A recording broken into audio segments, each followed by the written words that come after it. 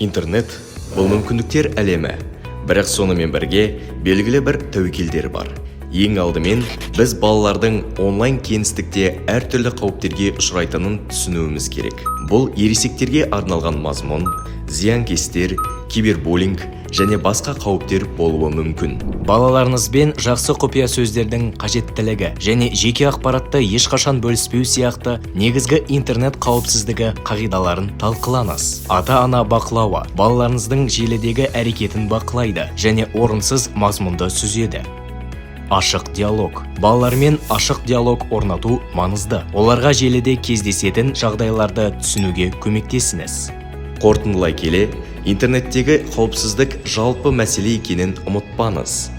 Сіздің балаларыңыз онлайн әлем мүмкіндіктерін қауіпсіз және жауапкершілікпен пайдалану үшін сіздің қолдауыңыз бен басшылығыңызға мұқтаж.